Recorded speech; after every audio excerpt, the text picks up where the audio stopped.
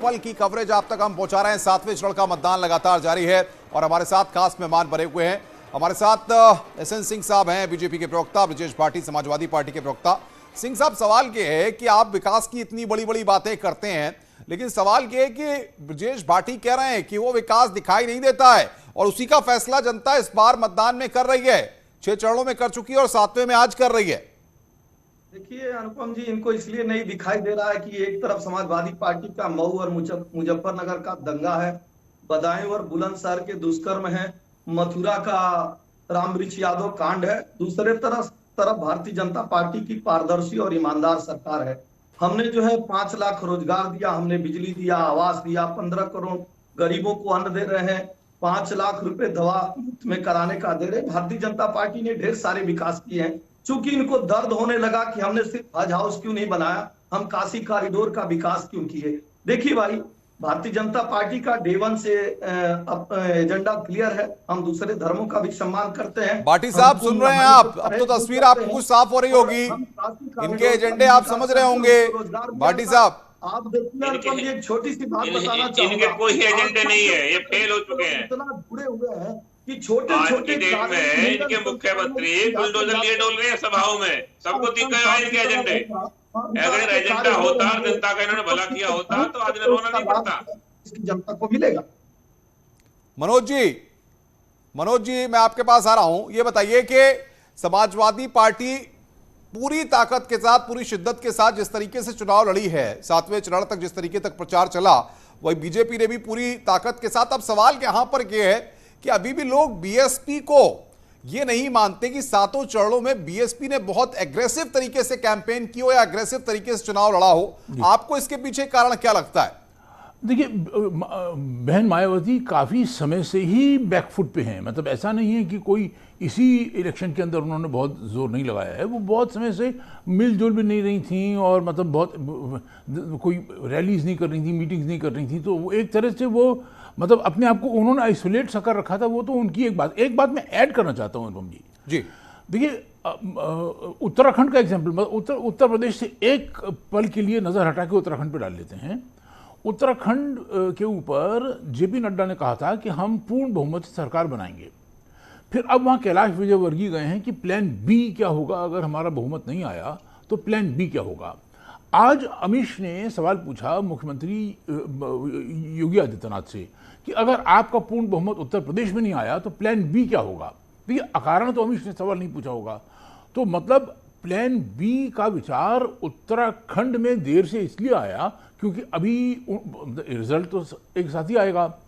Plan B की बात उत्तर प्रदेश में अभी नहीं कर सकते क्योंकि अभी वोटिंग चल रही है। अभी प्लान बी बोल दिया तो जो चल रही है उसके ऊपर भी प्रभाव पड़ जाएगा। लेकिन जब ये वोटिंग कंप्लीट हो जाती है तो उसके बाद प्लान बी क्या उत्तर प्रदेश में भी सोचा जाएगा, ये वक्त बताएगा। बिल्कुल महत्वपूर्ण बात आपने कही है जाहिर तौर पर, लेकिन मुझे लगता है कि जब एग्जिट पोल सामने आएंगे तब ये प्लान बी पर ज्यादा डिटेल में चर्चा होगी, क्योंकि तब तस्वीर ज्यादा समझने वाली होगी कौन किसके साथ जा सकता है और किसको कितनी सीटों की जरूरत पड़ सकती है। जो एग्जिट पोल के फिगर्स होंगे उसके बाद। सर्वेश मेरे साथ भदोही से बने हुए हैं। सर्वेश, 3 बजे का पोलिंग परसेंटेज सामने आ गया है, क्या पोलिंग परसेंटेज है वहां से और मतदाताओं में अभी भी उत्साह देखने को मिल रहा है? देखिए, मैं अनुपम, मैं आपको बता दूं कि 3 बजे तक 47.5% लोगों ने भदोही में मतदान किया है। और अगर मैं बात करूं मतदाताओं में उत्साह की, तो मतदाताओं में सुबह से उत्साह बना हुआ है। आप देख सकते हैं हमारे पीछे कि किस तरह से लोग कतारों में लगे हैं और लगातार अपनी बारी का इंतजार कर रहे हैं और वोट कास्ट करने के लिए तमाम लोग अपनी मतदाता पर्चियों के साथ हैं, चाहे वो महिलाएं हों, पुरुष हों, सभी यहाँ पर आए हैं। और इस वक्त हम मौजूद हैं ज्ञानपुर सीट पर। यह सीट जो है इसलिए अहम है और जिले में 3 विधानसभा सीटों में सबसे ज्यादा चर्चित इसीलिए है कि यहाँ पर बाहुबली विधायक विजय मिश्रा भी चुनाव मैदान में है और वो आगरा जेल से चुनाव लड़ रहे हैं। सर्वेश, हम बड़ी संख्या में महिलाओं को देख रहे हैं। अगर आप हो तो इनसे बात करिए, जरा पूछिए किन मुद्दों पर वोट डालने के लिए आई हैं ये महिलाएं?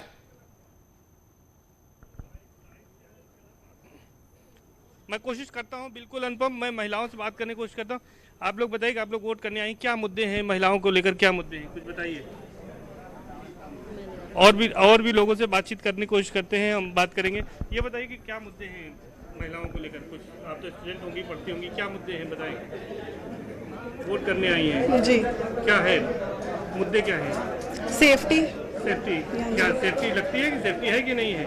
अभी तक तो नहीं लगती है, इक्वली फ्रीडम नहीं मिल पाता है नहीं मिल पाता है। कैसा होना चाहिए कि अगर चले रास्ते में तो हम लोगों को सेफ फील हो। सेफ फील हो। ये बताएं कि सरकार ने कुछ दिया है, क्या मुद्दे हैं इस बार विधानसभा चुनाव में? कोई मुद्दा नहीं, कोई मुद्दा नहीं है, कोई खाली अपना हक है, अधिकार वो देने आए हैं। चलिए आपके लिए कोई मुद्दा नहीं। मैडम आप बताइए कि किस तरह से आप लोग वोट करने आई हैं, क्या मुद्दा है इस बार? हम लोग कुछ नहीं, वोटिंग देने आए हैं, बस इतना जानते हैं। सरकार के किसी कामकाज से संतुष्ट है कि नहीं है? क्या चाहती हैं कि सरकार नहीं आए? हमारे बोलने से क्या होता है, क्या नहीं, हमारे बोलने से क्या होता है? आप मतदाता हैं, आपके ही बोलने से होता है, और तमाम और भी लोग हैं, युवा हैं, उनसे बात करेंगे। भैया आप बताइए कि क्या चाहते हैं? जी यहाँ से तो विधायक पक्का है। मत बताइए, आप बताइए कि मुद्दे क्या हैं, नाम किसी का नहीं बताइए, मुद्दा समस्या बताइए। हाँ समस्या सर जी अभी तो लाइन में खड़े हैं, कहाँ बताएं। लाइन में खड़े हैं, ये सबसे बड़ी समस्या है फिलहाल आपकी। भैया आप बताइए कि क्या है समस्याएं, ज्ञानपुर की क्या समस्या है? समस्या क्या बताए भाई, भीड़ तो देख लो है आप खुद ही। तो इस समय देखिए ज्ञानपुर में बहुत सी समस्याएं हैं, लेकिन जो यहाँ की बिल्कुल जनता मैं आऊंगा आपके पास। विजेश भाटी जी, सवाल ये है कि जिस बात को हम लगातार कह रहे थे, समाजवादी पार्टी इतने कॉन्फिडेंट थी, अखिलेश यादव इतने कॉन्फिडेंट होकर के प्रचार कर रहे थे, तमाम जगह रोड शो कर रहे थे, फिर ये फिगर आपने अभी 7वें चरण की वोटिंग चल रही है और 400 से 300 तक आकर के ये क्या मैसेज क्यों ऐसा दिया जा रहा है? नहीं अनुपम जी, ऐसा कुछ भी नहीं है। कॉन्फिडेंट हमारे राष्ट्राध्यक्ष कल भी थे और आज भी हैं, और हम सरकार बना रहे हैं, इसमें कोई दो राय नहीं है। और फिगर की रही बात, सबके अपने अपने वो फिगर है। अध्यक्ष जी ने जो बात कही होगी सोच समझ के कही है। 300 सीटों से भी हम सरकार बनाएंगे, इसमें क्या दो राय है।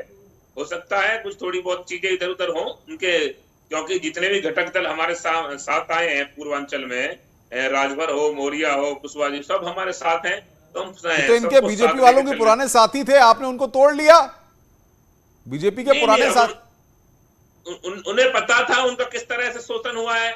उन लोगों ने सुनो, ये लोग जो है ये वे लोग थे जिन्होंने सरकार बनवाई थी बीजेपी की पिछली बार, और वो आज हमारे साथ हैं, सब लोग जितने भी हैं। सिंह साहब, एसएन सिंह साहब, शोषण किया आपने, आपकी पार्टी ने ओम प्रकाश राजभर का, इसलिए उन्हें जाना पड़ा समाजवादी पार्टी के साथ। अनुपम जी, आप बड़े पत्रकार हैं, पुराने पत्रकार हैं, आप जान लीजिए कि समाजवादी पार्टी से दलित क्यों नहीं सट रहे हैं। इसका खास कारण है, मनोज जी भी बैठे हैं, क्योंकि दलितों पे सबसे ज्यादा अत्याचार अगर कोई पार्टी करती है तो समाजवादी पार्टी करती है। महिलाओं पे सबसे ज्यादा अगर दुष्कर्म के मामले किसी के काल में हुए तो वो समाजवादी पार्टी की सरकार में हुए।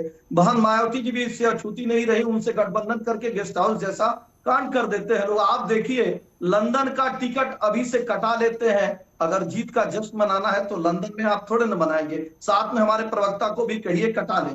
आप देखिए, करहल से लेकर यहाँ तक के बयानों को देख लीजिए साहब, भाटी साहब ये कह रहे हैं टिकट ही कटा लिया लंदन का। आप देखिए कानपुर में सुंदर, बल्कि एसएन सिंह साहब कहते हैं ये कि मठ में वापस भेज देंगे योगी जी को। समाजवादी पार्टी वाले लोग तो ये कहते हैं। अरे भाई, आप दबाव से जनता का वोट लेंगे क्या? देश की जनता देख रही है, ये वही समाजवादी पार्टी, इसमें कोई बदलाव नहीं है, जो घूस भरने की बात करती है, जो मारने पीटने का काम। लेकिन आप भी तो गर्मी निकालने की बात करते हैं साहब। सिंह साहब, आपकी पार्टी भी तो गर्मी निकालने की बात करती है, उसमें क्या गलत है? नहीं, गर्मी निकाल दी, पश्चिम के किसानों ने गर्मी निकाल दी। बात करते हैं तो ऐसे लोगों की करते हैं जो अपराधी हैं, गर्मी निकलनी चाहिए, क्योंकि जो अपराधी रहेंगे वो समाज में दुष्कर्म का काम करेंगे, अच्छे लोगों पे